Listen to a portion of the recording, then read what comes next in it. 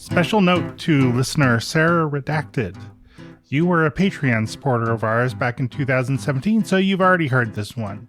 For the rest of you, back in 2017, Carrie and I recorded a series of episodes about the first season of the TV show Riverdale, and we're now releasing them to the general public. And this one is actually kind of one of my favorites of the bunch because, there are just some things, particularly early on, that I feel really captured this moment in time. So sit back, listen, and enjoy, I hope. I know you think she's sweet as candy. I know you want to be with her.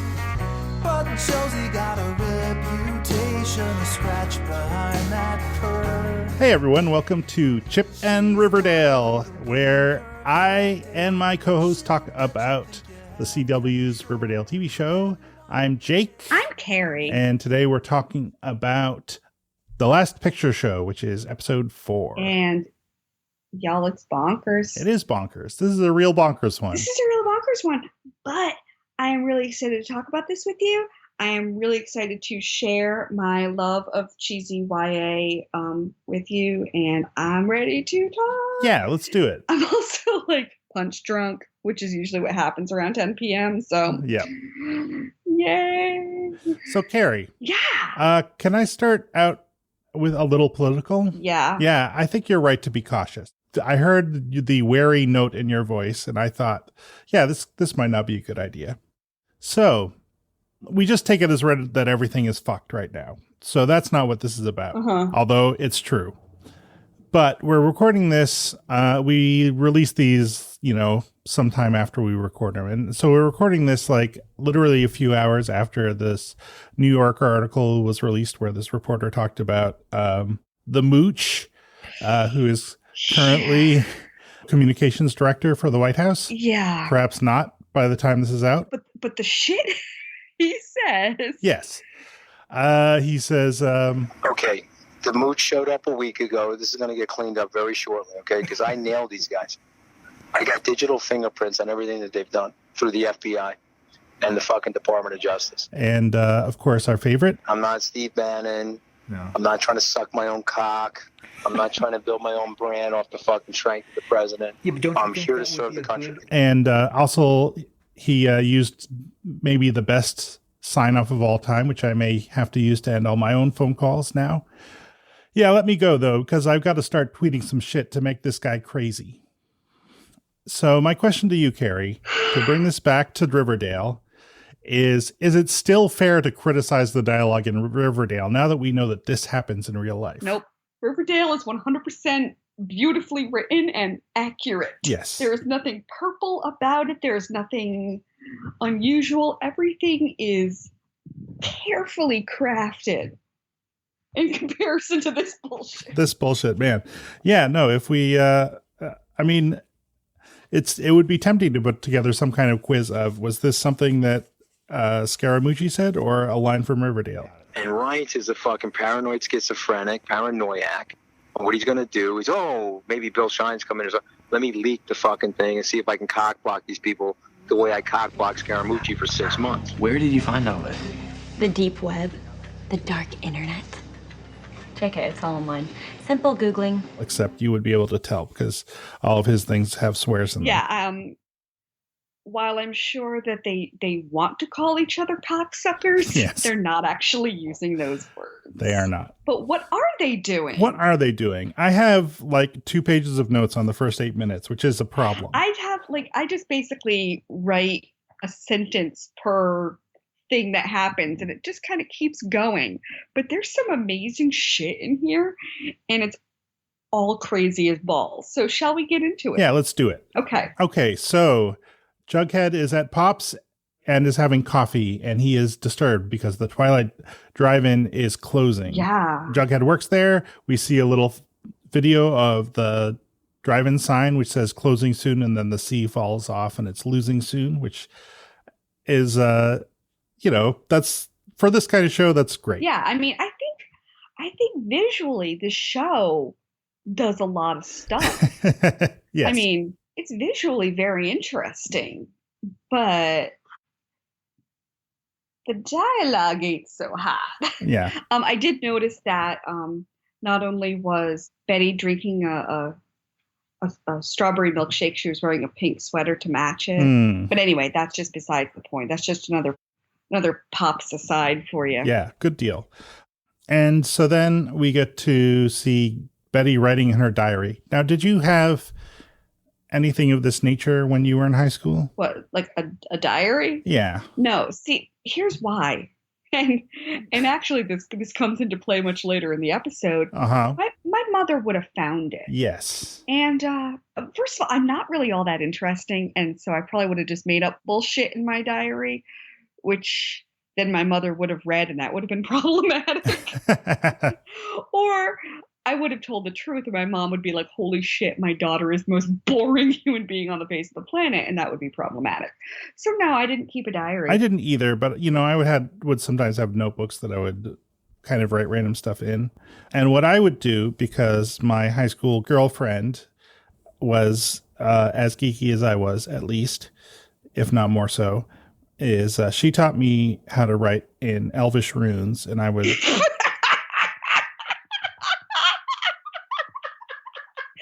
you say that with a straight face? Yes. Oh my God, I love it.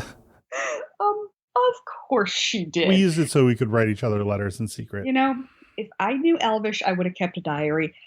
It still probably would have been complete bullshit because I was so boring that I had to make stuff up to make myself sound more interesting. Mm-hmm. So how's that for a story for y'all? So you wrote in Elvish. Yeah. Okay. So I think that either of these approaches, either not keeping a diary at all or keeping one in some kind of code, would serve Betty well. Dear Diary, Sheriff Keller doesn't know what I know. That Riverdale High's music teacher, Geraldine Grundy, was at Sweetwater River the morning Jason Blossom went missing. And that, since Archie was also there, they could have been there together. Does Betty learn her lesson? No. No. I mean, y'all, so Betty keeps a diary. That's, the point of the last 2 minutes of our conversation. So Betty keeps a diary in which she just breaks everything down. She talks about everything. Yeah. Which is, that's a thing. But she leaves it in her freaking, underwear drawer. And her mother puts away her fucking underwear. Yeah. So, I mean, my only thing is, I feel like this episode is kind of strongly hinting in a way that makes me think that actually it's probably not true, because it's hinted at a little too strongly that Betty is actually, a little off her rocker. Oh, I think she's definitely a little off her rocker, or at least it is hinted, because at one point she's writing in her diary, and it looks like she sort of just writes off the page. And I was like, is she supposed to be writing in a trance? And, she comes out of it and she's like, oh, look at what I've done. I've written all this and I didn't even know it. But maybe that was me just sort of reading too much into her writing off the page. Yeah, I think I missed that.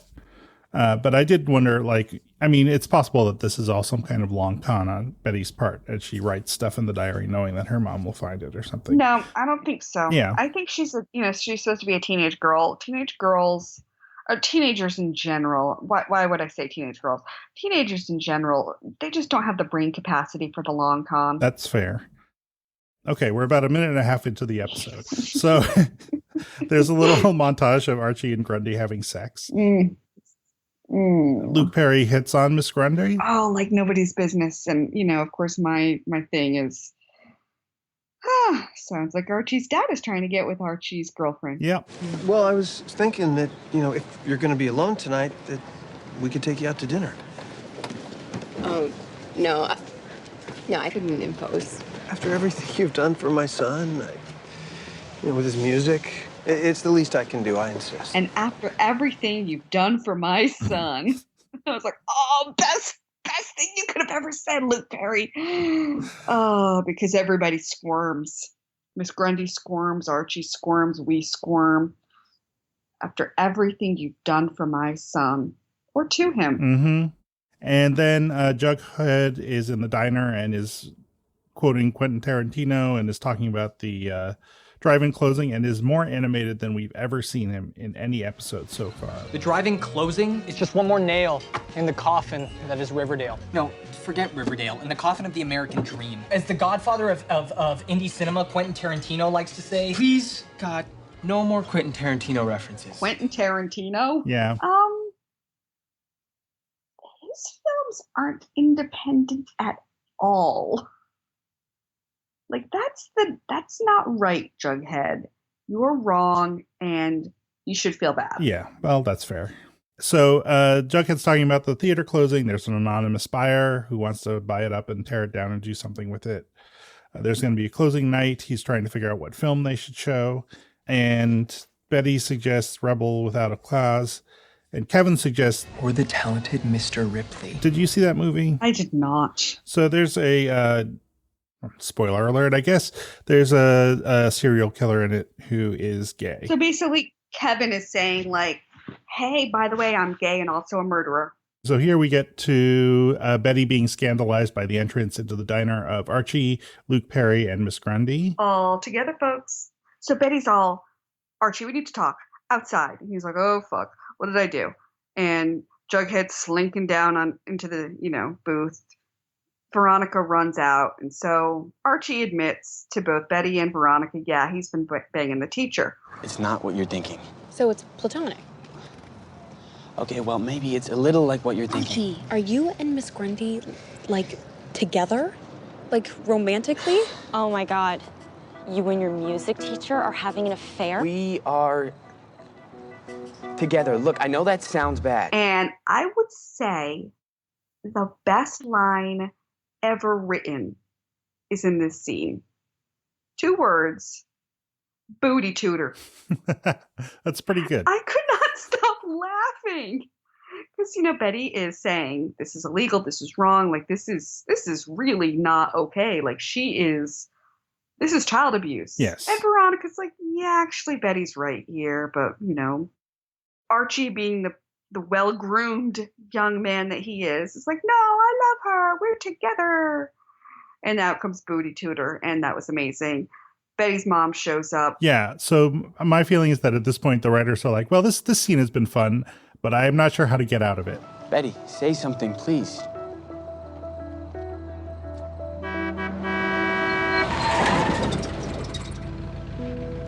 Get in the car, Betty. Now. You know how they get out of it? By having Betty not pay for her fucking milkshake. Oh my God, you're totally right. She didn't pay for her fucking milkshake. Good God, that woman is a thief. Unless she left a couple of bucks before she talked to Archie, but she was not expecting to leave. No. So I doubt that she did that.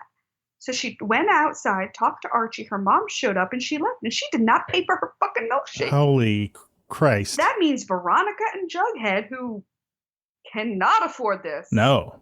Well, Veronica can. Well, Veronica can, but, Jughead can. No. Have to pay for her fucking pink-ass milkshake. Oh, my God. Mm-hmm. And did she have a book bag? Did she have a purse? I don't know. She left it there. Yeah. Anyway. The other thing I noted in the scene is that Veronica calls Archie Kins. I'm like, she doesn't really know him that well yet. Well, it's only been a couple of weeks. I mean, they made it out in a closet. It's true. So they're basically, related. They're on Archie Kins'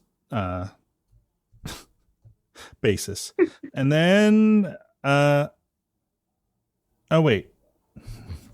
What are the opening titles? Are we still not there? I don't know. I think we're not. I think there's one more. Oh, you're right. No, we're not. Okay, this is my favorite thing in the episode. Yeah? Betty going home and then deciding to go on the internet to find information about Miss Grundy. And did you see the search engine that she used? No, but I wrote a note saying, what search engine should they use?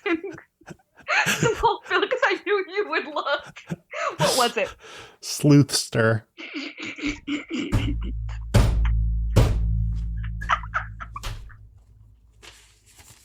Oh, that's beautiful. Oh, that's so beautiful. Oh, my tummy hurts. We're 8 minutes into the episode, people. Jacob, this is the best television program ever produced. And what's funny is that later Veronica refers to Googling, so apparently you just can't show the Google logo. Yeah, probably not. But they could have, it could have been scrolled down a bit, or they could have, not, I don't know, they could have done something, but that's amazing. And one more thing's happened before the title cards. And that was Cheryl is watching Hermione talk to a Southside serpent. Riddle me this, hair models of the damned. Why is Veronica's mother having a clandestine tete-a-tete with a Southside serpent behind a dumpster at Pops? Who's the bad boy? There's a gang on obviously the south end of town. They're mean, nasty people who throw popcorn for a living. And one note that I wrote was, what is it about high school students giving a shit about parental goings-on? Yes. Like, I wouldn't know any of my friends' parents from a fucking hole in the wall. Never mind their business, even though it's a small town. I grew up in a small town, so did you.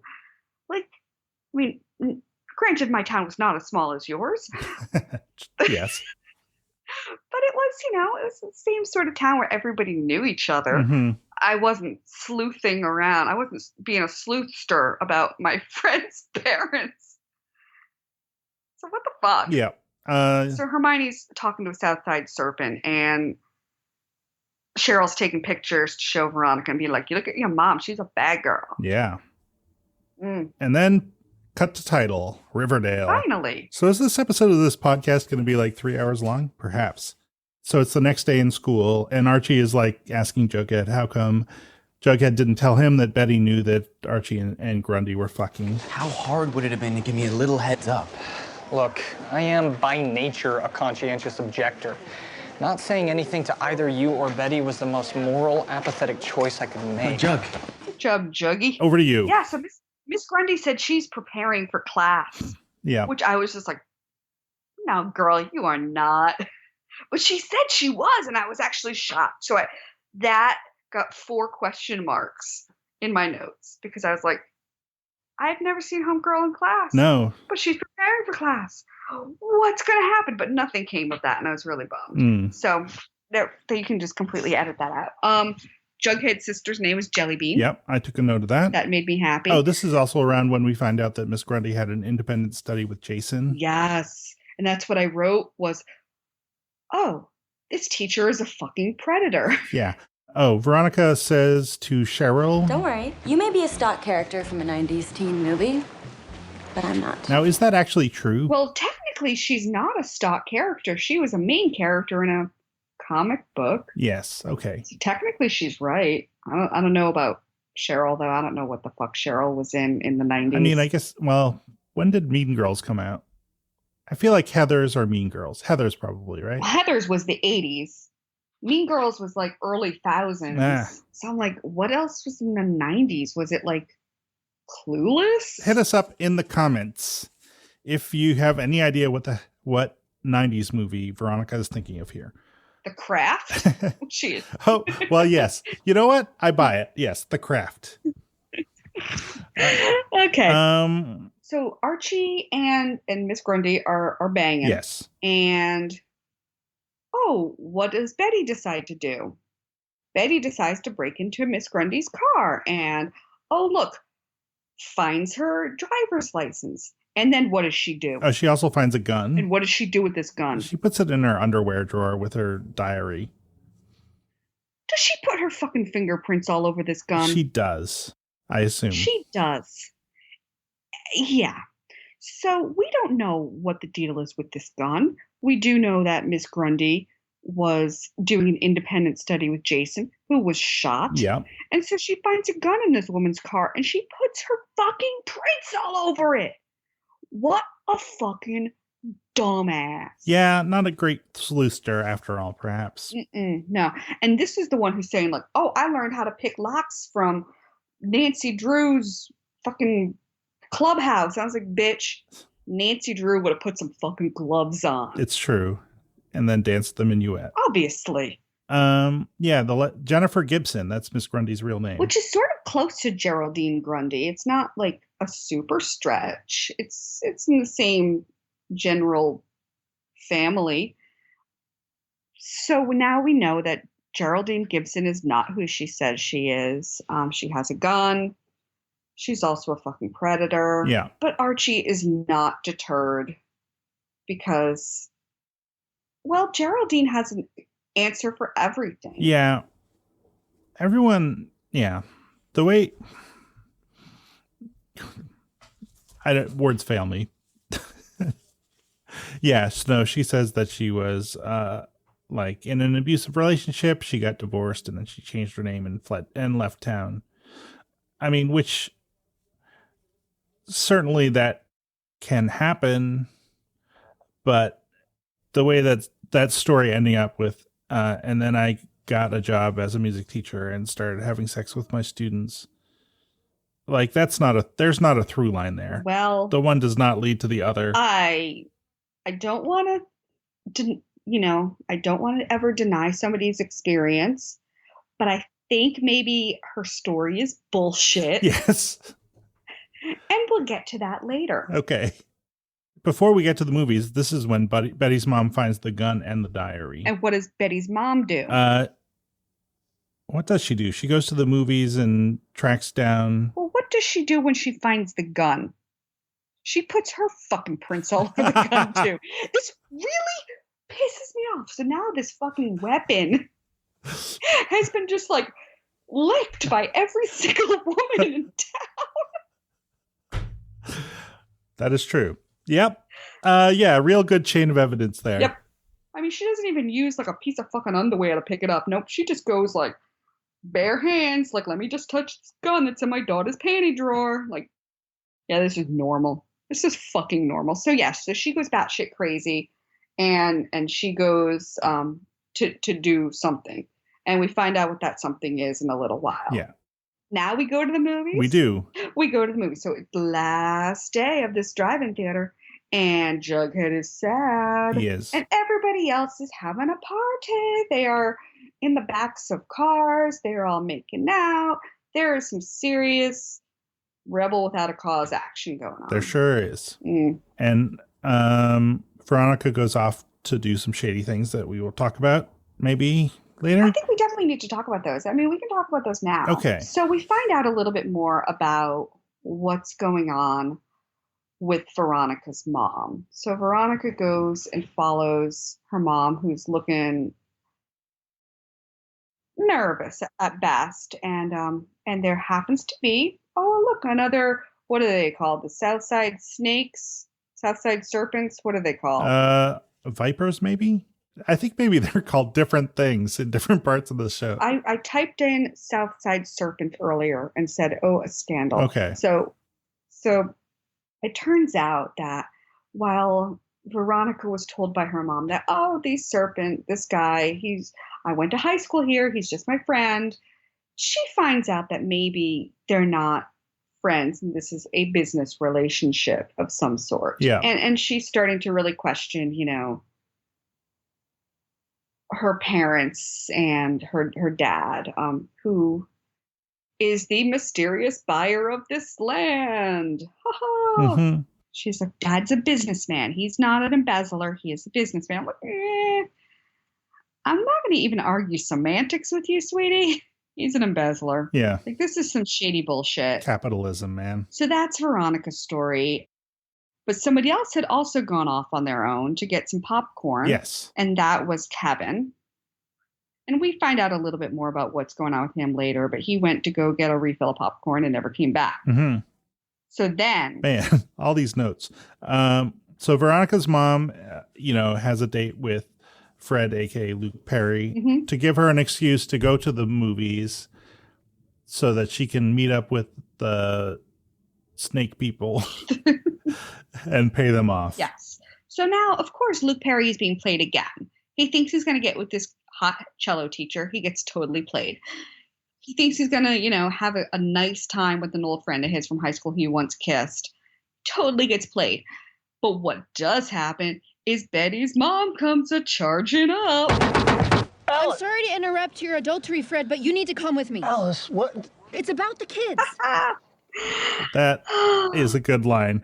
Betty's mom is terrible, but give her credit. That's a pretty great line. And so they're heading off to find the kids. Yes. But Archie chose to not go to the movies. He chose to spend some time with his favorite booty tutor. Yes. And he gives her a present. It's a long present. It is.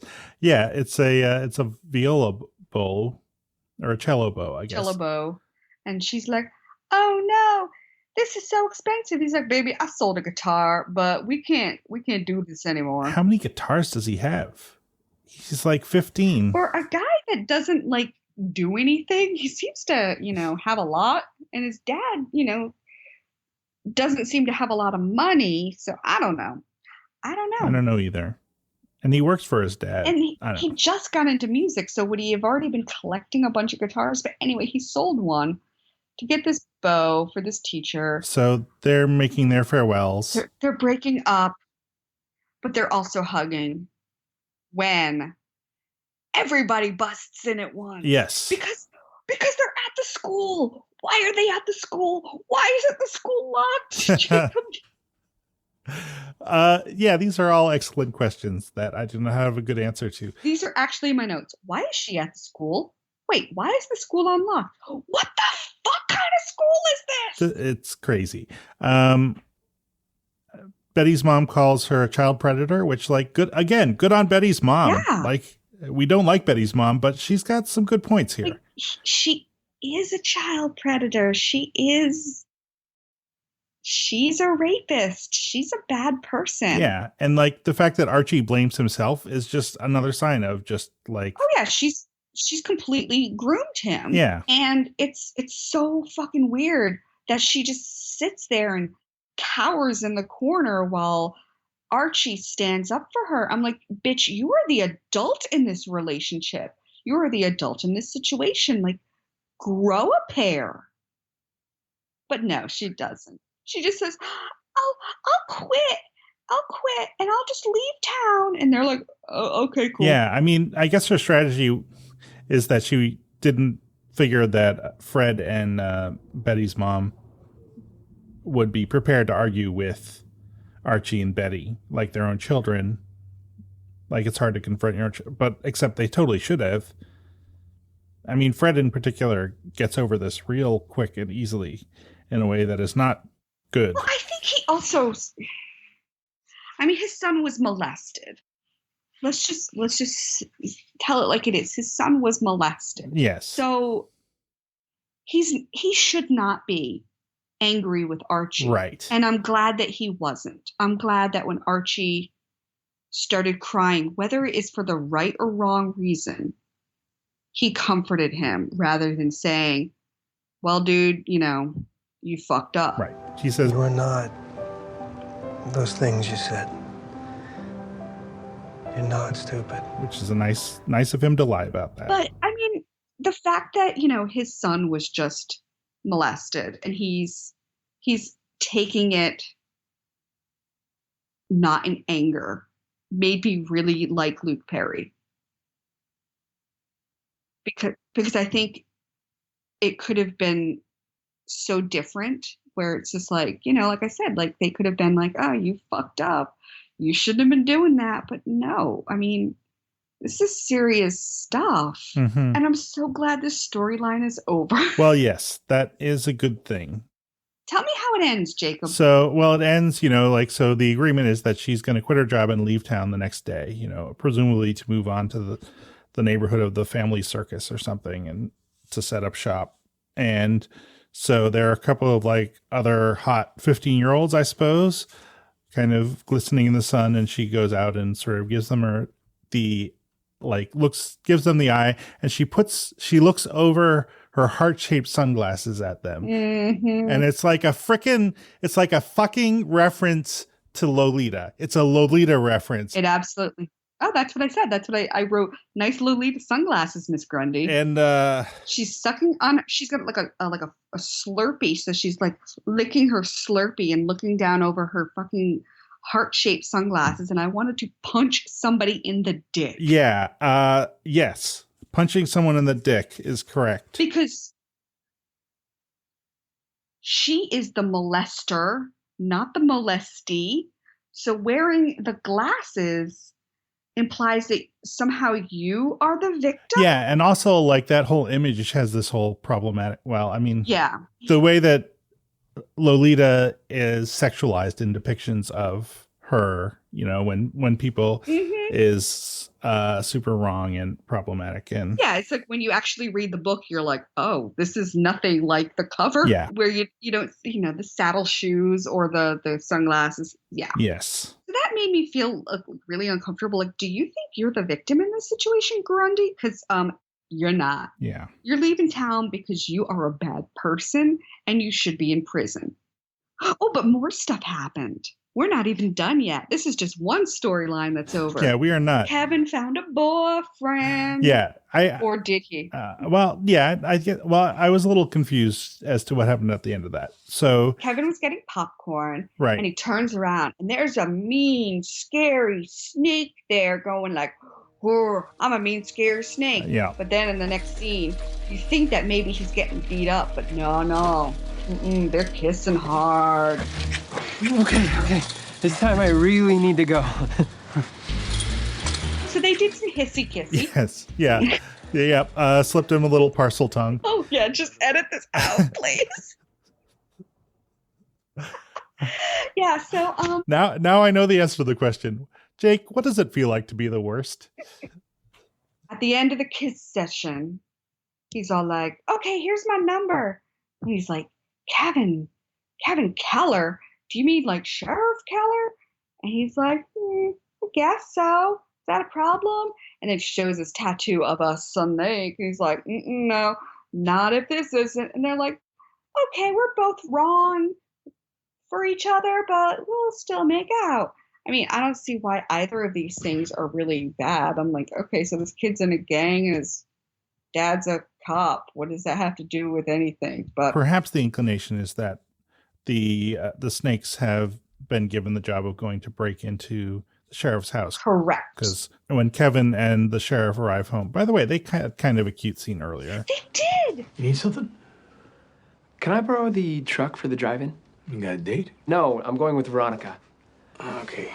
I mean, is there not a nice gay kid at your school? Yeah, there is. Me. No cruising guys tonight, okay? We both know what goes on in those woods. Oh my God, Dad. No, I'm dead serious. All right, we got a murder on the loose and a lot of unsavory characters in that part of town. So if you go, you stay in a truck. All right. Okay. Yeah. Oh, they're just acting like this is normal because this is normal. And the fact that, the sheriff is just a good dad. I liked that. Yeah, I liked it too. But anyway, so maybe this snake Joaquin was I don't know, distracting Kevin so they could get to so the other snakes get to their house. Well, except he was surprised to find out that Kevin was the police chief's son, right? He might have been, or he could have been playing it off. I thought maybe it was going to pay off like in a future episode where Kevin gets some information from this dude, but we'll find out, I guess. We'll find out. But anyway, so their house got ransacked and all of these the murder wall. Yeah, the beautiful mind murder wall was all torn down with all the connecting strings all just like womp womp. Again, is this where the police chief does that? Doesn't he have an office? Well, I guess it's at the school. Oh, yeah.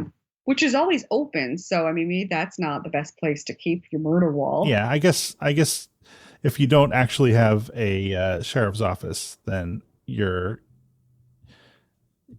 it's tricky to figure out where to put up your murder wall. Yeah. Anyway, yeah. So it's been broken into and torn to shreds, what does that accomplish exactly? I don't know. I don't know. Maybe he has notes. Maybe he has taken pictures of his murder wall, and so he can easily recreate this. One can only hope. Yeah. But no one is smart in this show, so probably not. Dear Diary, love makes you do crazy things.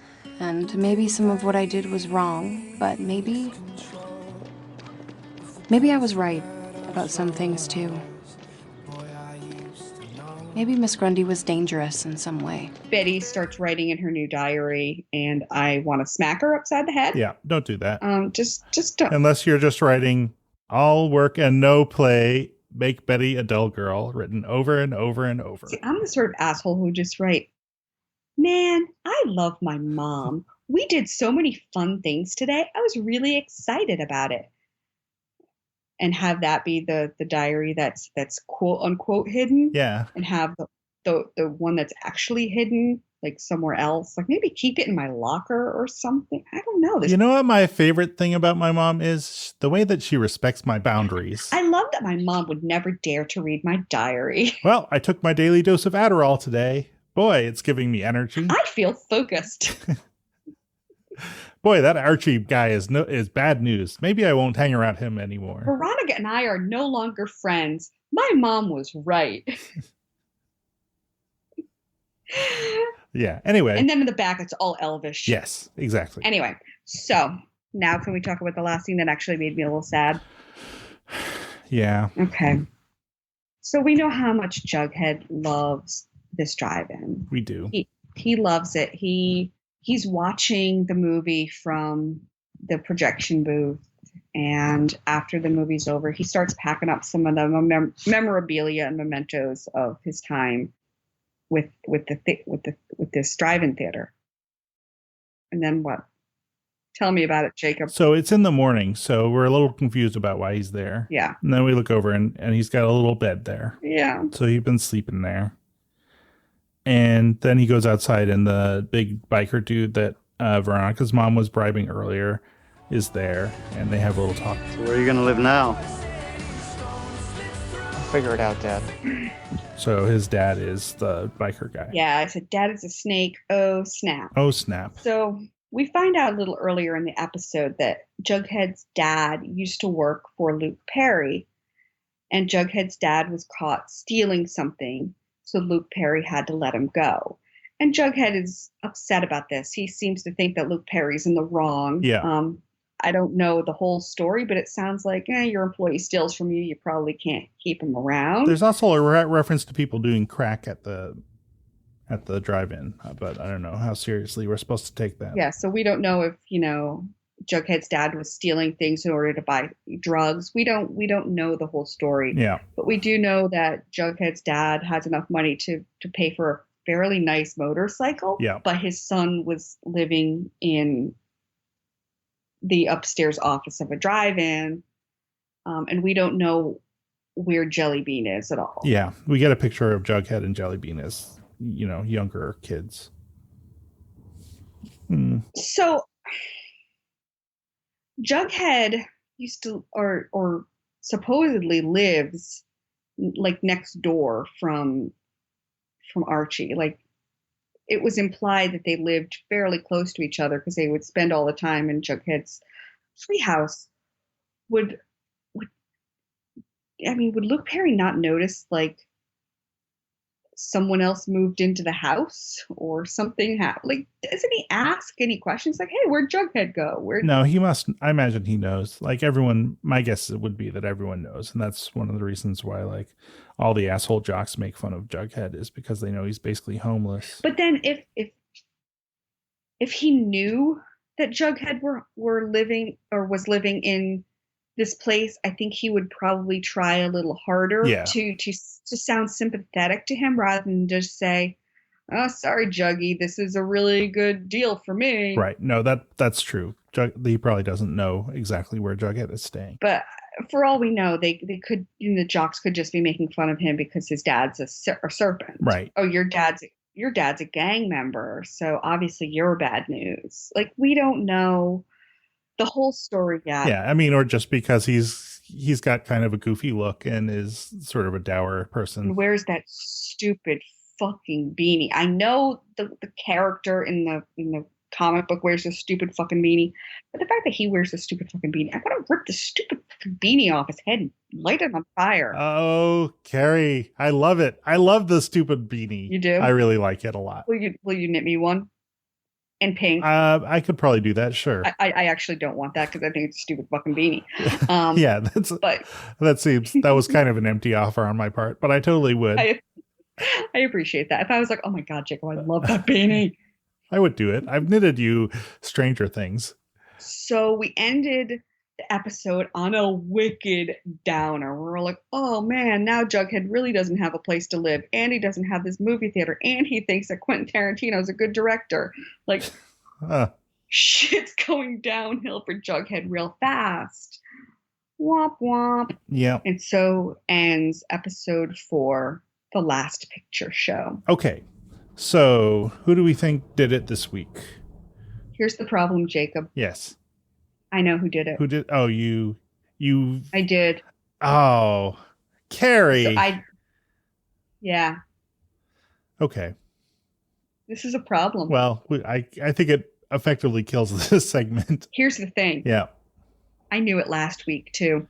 Oh. What I'm doing is I'm going with the information we currently have. Yeah. Who looks the most guilty. Okay. And I would say that who looks the most guilty is Betty. Mm-hmm. And who also looks the most guilty is Betty's mom. Sure. Because Betty's mom will do anything to protect her kid. That's true. I mean, she's made it very clear that she will go to a lot of trouble to protect her kid. So those are my 2 votes based on the information we currently have. Okay. What do you think? I think it's the mayor. The mayor. Yeah. Because the mayor. The mayor we have now discovered is into some shady shit. Yes. Because that sack full of cash that Hiram gave to Hermione somehow made it into the mayor's pockets. It did. You're late, Hermione. I had to make a pit stop. And as we discussed, Madam Mayor, a donation to your re-election campaign. And so the mayor is into some shady things. And so if Jason found out about it somehow, that would be a motive to get him out of the way. I would note that whole thing makes no sense. In as much as apparently the town owns and operates a drive-in movie theater that Jughead operates and lives in. And is going to sell it, and the mayor is the only person who controls whether or not it will be sold. The town-owned thing. Why does she even have to lower the so she gets the serpents to depreciate the value by doing drugs in the parking lot. Right.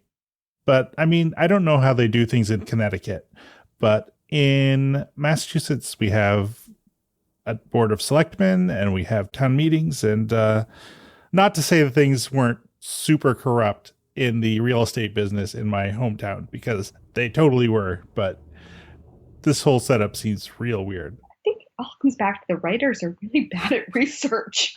Yeah. If they'd just done a quick sleuthster search, they would have been able to find out so much information. So yeah, the mayor. I'm going with the mayor. Yeah. Okay. And then maybe the sheriff knows or the chief of police has some kind of evidence as to what's going on, and that's why that would get broken into. I don't know. I think everybody knows something. I honestly, I only know who did it. I don't know any details around it, and I don't even know who that person is. I just know their name. Okay. Huh. All right. I won't press you for more clues. Yeah, don't ask me. All right. So anyway, I guess that brings that to the close. So the next episode is Heart of Darkness. Oh, that sounds dark. It does. So we'll talk about that next time. So we are the hosts of Love You Like Crazy, and if you haven't checked it out, do so. If you enjoy listening to this, which you probably are if you've gotten this far. Also, I would say if you listen to another Ear Trumpet audio show and you feel like you would like to hear them talk about some bullshit TV show, not necessarily this one, I would encourage you to comment or tweet at them, or just sort of encourage them to do too, because I think it would be fun if other people were also doing this on the network.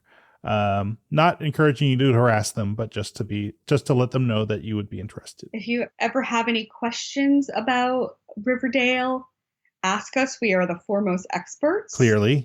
We know everything about Riverdale. Especially the first 8 minutes of this episode. Really the most interesting 8 minutes of any episode ever. A lot of shit happens and everybody is still terrible. Yeah. All right. Well, cool. So Carrie. Yeah. Yeah. I guess you should let me go, though, because I'm going to have to start tweeting some shit to make this guy crazy. That's just Jacob out. Jacob out. Mic drop.